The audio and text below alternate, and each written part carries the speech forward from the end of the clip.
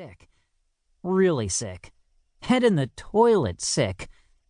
He started practicing fake coughs when the bell rang. In the art room, Benny concentrated on molding a lump of clay into a menorah.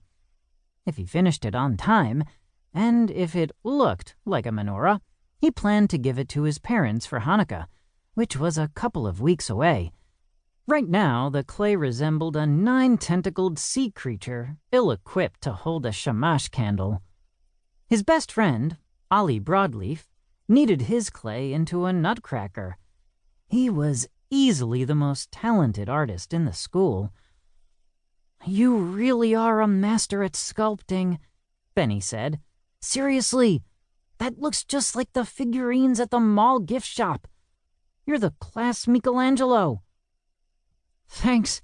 Your octopus is pretty great, too," Ollie said. Benny laughed. "It's supposed to be a menorah. You know, the special candle holder used during Hanukkah. Well, that's the most exceptional Hanukkah octopus I've ever seen.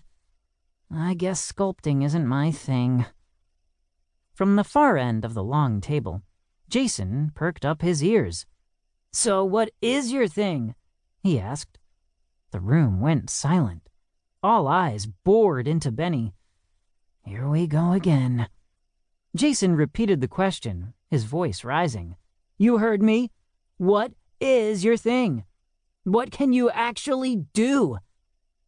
Benny's eyes watered behind his thick black-rimmed glasses. His throat tightened as the class awaited his response. He said nothing. "Mind your own business," Ollie shouted. Benny bowed his head and aimlessly poked at his misshapen project.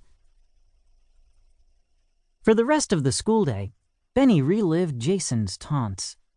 When the final bell rang, he looked forward to the solitude of his room at home. Passing by the library on his way out of school, Benny glanced at the talent show sign-up sheet. Rappers, poets, comedians, actors, gymnasts, and ballet dancers filled the lines. At the top, his food-juggling brother had scrawled, "Sam Feldman's Flying Fruits."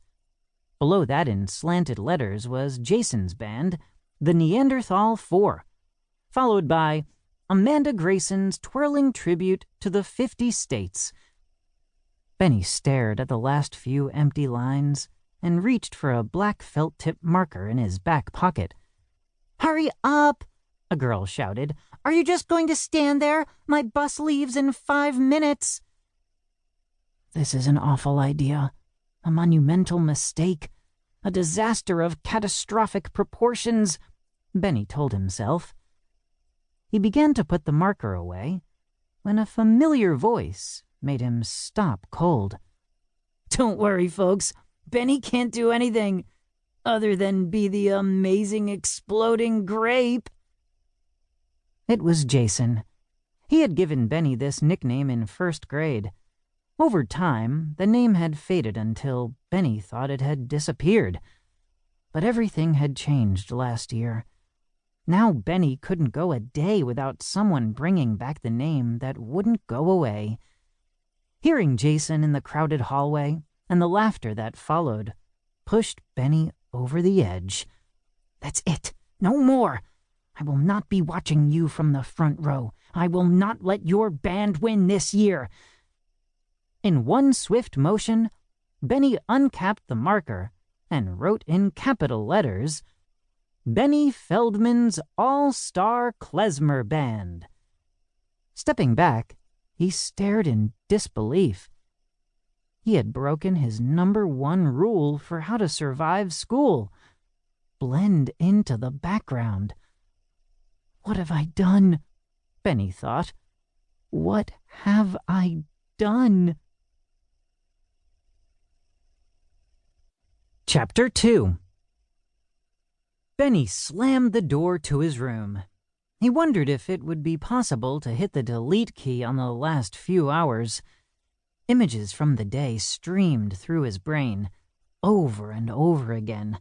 Flying V guitars, batons, squishy menorahs, kiwis, his name written in bold capital letters.